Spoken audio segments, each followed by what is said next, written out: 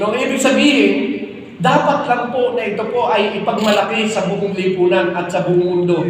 Na yung katabi mo ngayon ay mahal na mahal mo at ngayong araw na ito, wala na pong dapat na makialam sa babaeng katabi mo at ang lalaking katabi mo ngayon ay hindi na po dapat makialam sa ibang babae sapagkat ang banal na tipan ang napakahalaga sa harapan ng ating pong Panginoon at ito po ay dapat po natin igalang. Mula ngayon kayong dalawa ay magsasama na at tatalingnan ninyo ang sino mang iba.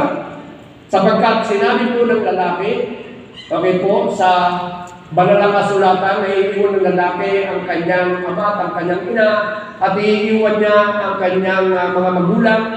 Okay po, at siya ay makikibisan sa kanyang asawang babae at silang dalawa ay magiging isang ama.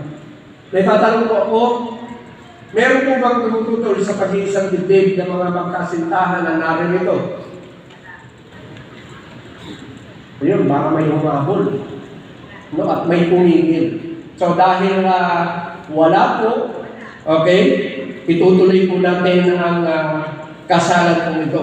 Dahil wala po tumututol, inihiling ko na tayo lahat ay iyuko po natin ang ating po mga ulo at tayo lahat ay manalangin. Hilingin po natin ang basbas na may kapal at patuloy na ang patnubay na ang siyang sumagana sa buhay.